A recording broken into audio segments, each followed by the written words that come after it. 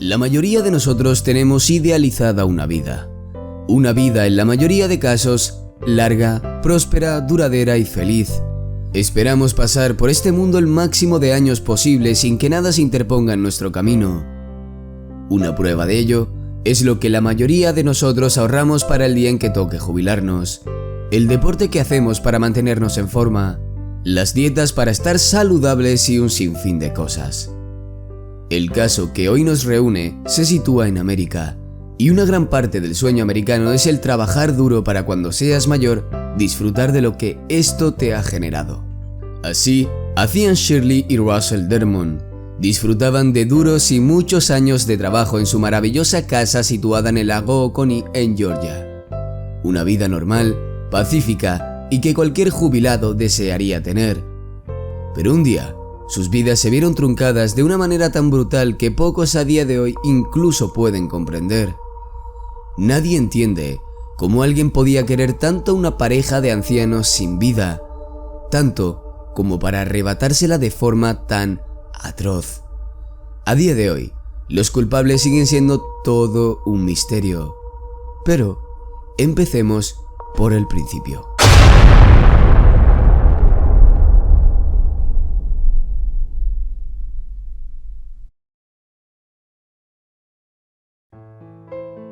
Shirley se casó con un veterano de la Marina llamado Russell un 15 de diciembre del año 1950. Dos personas trabajadoras y con las ideas claras que sin duda tenían un gran futuro por delante tanto en lo personal como en su matrimonio. Con el pasar de los años tuvieron 4 hijos, una niña y 3 niños. Uno de los niños murió en un tiroteo en Atlanta por estar involucrado en el negocio de las drogas. Esto no cambió los ideales de los Dermond, quienes eran una familia religiosa que priorizaba a la familia por delante de todo lo demás. El verano que Mark murió, sus nietos viajaron al lago Oconee para asistir a un campamento de verano y además visitar a sus abuelos. Shirley y Russell tenían una vida muy rica, pero no estaban conformes con simplemente jubilarse y sentarse a disfrutar en su casa. Russell, por su parte, era un gran aficionado del golf y Shirley, una gran escritora y artista que pasaba gran parte de su tiempo completando crucigramas. Toda esta riqueza provino de Russell, quien de joven fue un exitoso hombre de negocios, era dueño de varios restaurantes Hardee's de Atlanta y se retiró en 1994. Cuando él dejó de trabajar, se mudó con Shirley a Taunton, Georgia, donde construyeron una gran casa de más de $1 millón en Great Waters. La casa se encontraba en un callejón sin salida, por lo que el matrimonio contaba con una gran privacidad, acompañada de unas impresionantes vistas al lago Oconee. Sin duda, tenían una buena vida. El único error que cometieron en ese entonces Russell, con 88 años, y Shirley, con 87, fue creer que su gran mansión era un castillo fortaleza que los mantendría a salvo hasta que Dios decidiese llamarlos a casa. Si bien por esta época algunos lugares en el noreste todavía presentaban noches y días fríos, el aire en Georgia ya se notaba algo más cálido y húmedo. Los habitantes ya salían a nadar a las piscinas y poco a poco el lago Oconee se iba llenando de gente durante los días para combatir el calor. Además, 2014 fue un gran año en comparación a los demás para visitarlo, ya que en junio y julio se estimaba que las temperaturas iban a subir más de lo acostumbrado junto con la humedad. Sin duda, la excusa perfecta para perderte por el lago Oconee y desconectar del mundo real.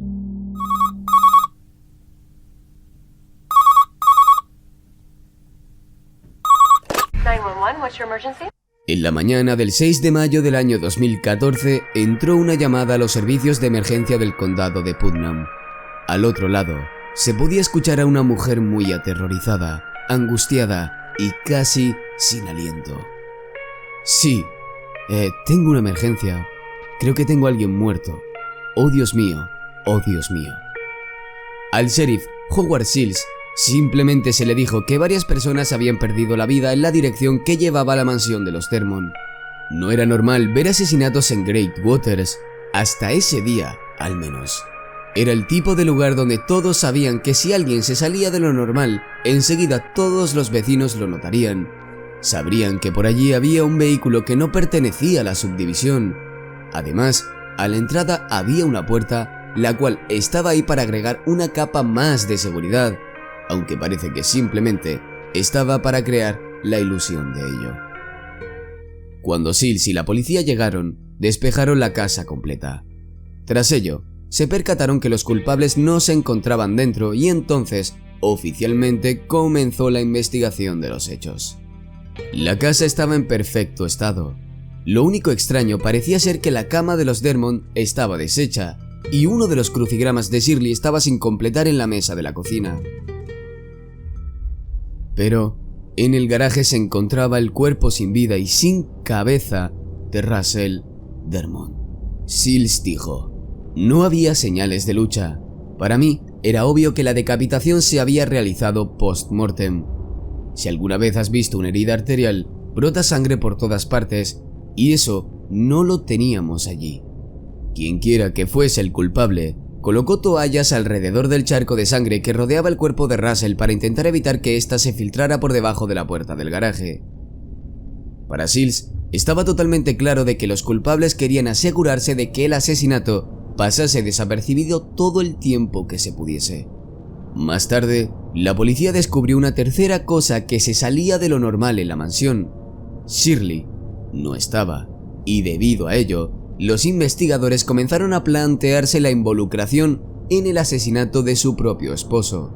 Realmente, nadie creía que una mujer de 88 años fuese capaz de cortarle a alguien la cabeza, por lo que a priori simplemente hicieron énfasis en que estuviera involucrada, mas no que fuese la culpable directa. Aún así, había personas que realmente creían que ella podía ser la verdugo del caso. Los investigadores en ese momento entonces tenían abiertas dos hipótesis: Shirley estaba involucrada o los culpables la secuestraron.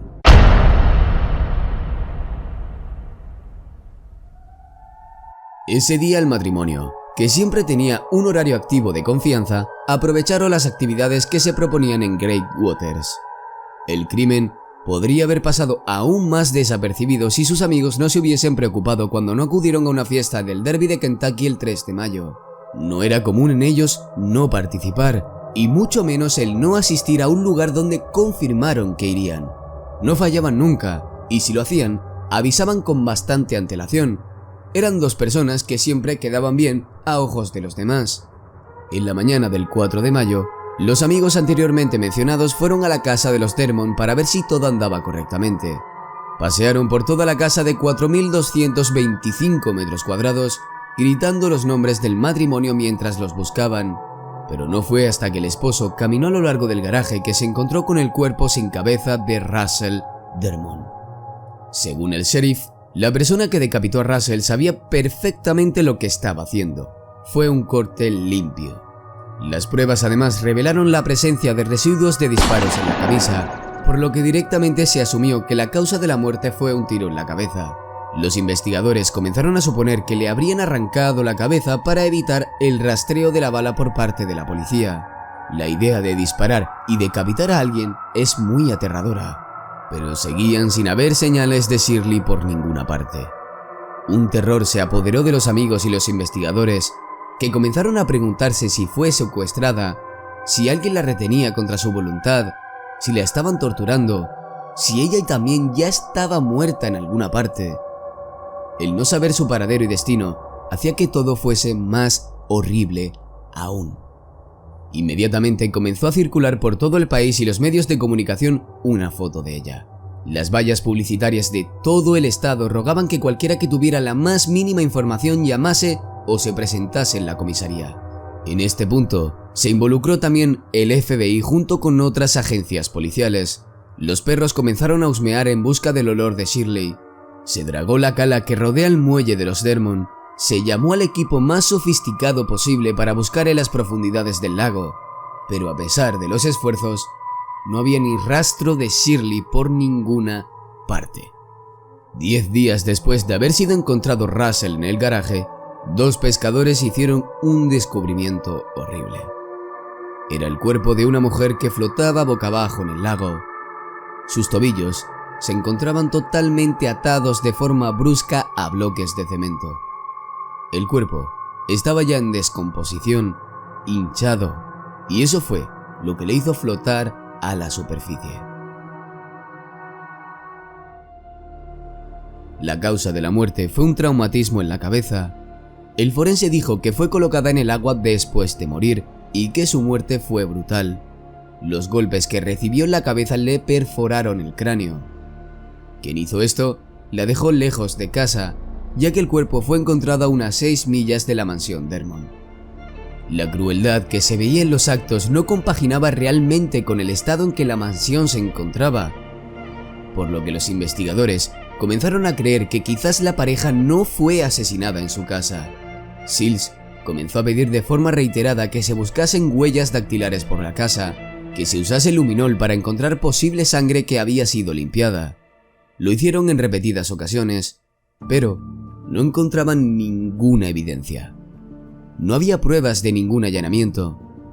No se robó nada de la casa. ¿Cuál fue el motivo de los asesinatos entonces? A Sills le rondaban algunas ideas por la cabeza, pero nada más eran eso, ideas. Pensó que alguien podría haber venido a la casa queriéndose llevar algo que creía que los Dermont tenían, pero no. Hasta el día de hoy, de hecho, Sills mantiene que más de una persona estuvo involucrada en los hechos y que Russell y Shirley conocían a sus verdugos. Todo el mundo sabía que los Dermont no tenían enemigos en ninguna parte del planeta. Eran una pareja tranquila y de hecho muy mayores cuando fueron asesinados.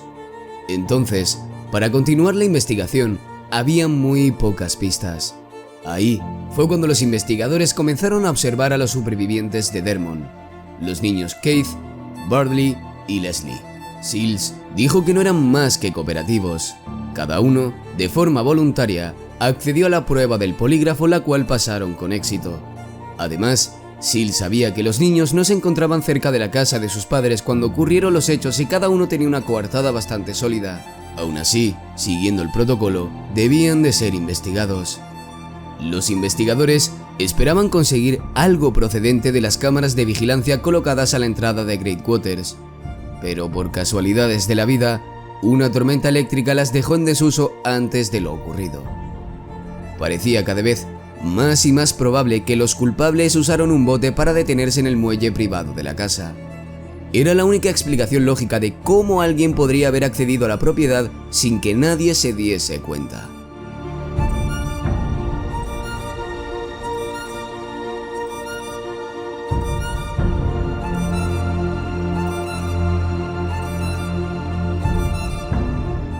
¿Y si los asesinatos fueron simplemente 2 más? Es una idea que ronda la cabeza de mucha gente de Great Waters, y es algo que incluso ahora mantiene despiertos por las noches a muchos de los habitantes. Todo es posible, claro, incluso la idea de que un asesino en serie se abalanzó sobre ellos. Una teoría que, sin embargo, los investigadores sostienen que es la menos probable de todas. Si fuese obra de un asesino en serie que pasaba por allí y los Dermont se encontraban en el lugar equivocado, ¿cómo hizo el culpable para no dejar ninguna marca de lucha en la casa? Recordemos que todo, absolutamente todo, estaba en el sitio que le correspondía. Y un asesino en serie es complicado que lo logre. Como es lógico, durante la investigación se ha centrado gran atención en la riqueza de la pareja. Antes de que Russell tuviese 19 franquicias de Hardee's en Atlanta, era ejecutivo en una franquicia de relojes en Nueva York. Cuando estos perdieron la vida, tenían un patrimonio neto de unos 1,5 millones de dólares. Vivían muy bien, pero no eran demasiado ricos y no se esforzaban tampoco por hacer alarde de su riqueza. No tenían obras de arte muy valiosas. No tenían muchísimo dinero en efectivo en la casa, pero eso no quiere decir que alguien que no había estado dentro supusiera que esas cosas sí que podrían existir dentro de la mansión. Es posible que los Dermont llegasen a la casa e interrumpiesen un robo. Es posible que los Dermont interrumpiesen el robo al despertarse mientras dormían. Es posible que debido a esto, los culpables amenazasen a la pareja con violencia si no les decían dónde estaba lo que ellos buscaban, y al darse cuenta de que tal botín no existía, les quitasen la vida por la rabia. Eso es lo que Sills piensa y mantiene como la teoría más probable. Sigo pensando que fue una especie de extorsión, un robo de algún tipo que los Dermont no tenían o no tenían acceso a algo que alguien quería. Sigo creyendo que hay más de un perpetrador involucrado. Sigo creyendo que Shirley Dermond no fue asesinada aquí en su casa, pero lo más importante es que sigo creyendo que alguien sabe sobre esto y tiene que decírnoslo. Una cosa parece bastante obvia. Este crimen fue de cerca y muy personal. Por cómo ocurrió todo, algo estaba claro. Quien mató a Russell y Shirley estaba muy cabreado. Tal vez él o los asesinos estaban enfadados por algo más personal que simplemente la falta de artículos que pudiesen robar en la casa. Tal vez alguien tenía un rencor guardado acumulado contra los Dermond durante mucho tiempo y lo sacó de esta manera. Todos los que conocían a Russell dicen que era alguien empático. No defraudaba a la ley ni a otras personas. Nadie podía pensar en una posible deuda que pudiera haber tenido o algún negocio turbio en el pasado. Aún así, eso no quiere decir que esas cosas no estuviesen escondidas en la sombra. Y si ese fuese el caso, de todas formas, los investigadores después de tantos años ya lo hubiesen descubierto. Es aquí donde la gente comienza a plantearse si la participación del hijo fallecido Mark Dermond en las drogas pudo jugar un papel en todo esto. Pero realmente Mark simplemente era un consumidor más, el hombre más bajo del tótem del negocio del narcotráfico. Sills y sus compañeros no creen para nada que esto tuviese algo que ver. Además, el asesino de Mark aún se encuentra entre las rejas. Si Russell y Shirley no fueron asesinados por dinero o rencor, entonces, ¿por qué alguien haría todo lo posible para, y enumero, 1. Sacarlos de casa, 2. Matarlos en otro sitio, 3. Arrojar el cuerpo de Shirley lejos de la casa y 4. Arrancarle la cabeza a Russell? Otra teoría, una en la que Sills no tiene demasiada confianza, es que Russell podría haber tenido ciertos tratos con la mafia cuando los Dermond aún se encontraban en Atlanta. Y por algún motivo, la mafia le dio un golpe a la pareja. Quizás solo fue a Russell y Shirley fue un daño colateral. En un giro dentro de esta misma teoría, algunos dicen que sus muertes podrían haber sido algún golpe de algún cartel de la droga. Ambas versiones se basan en que Russell fue decapitado y su cabeza nunca ha sido encontrada. Y a veces, dentro del mundo de la mafia, las víctimas son decapitadas como una prueba de su muerte. Sills no lo compra, y no hay mucho donde seguir investigando ahí. Pero tampoco hay nada que diga que las cosas no sucedieron de esa manera, igual que con casi todas las teorías. Si por otra parte la intención era enviar un mensaje, los asesinos no hicieron bien su trabajo. No había un destinatario, ¿y cómo podíamos conocer el mensaje? Los investigadores ya analizaron el pasado de Mark Desmond en busca de alguna posible conexión, por más mínima que fuese, pero no encontraron ni una. De hecho, en el momento en el que Mark fue asesinado, los padres no estaban muy unidos a él. La teoría del cártel de la droga entonces aquí pasó a estar completamente cerrada. Ahora, ¿y los testigos? Solo uno se ha presentado en el caso. Fue en 2015, cuando alguien informó a la policía que pudo ver a un hombre en el césped de la casa durante las horas anteriores a los hechos. Este posible testigo se convirtió en una persona importante en el caso, pero algunas de sus respuestas a las preguntas realizadas por los investigadores no tenían ningún sentido, y hasta ahora no se ha conseguido nada proveniente de él.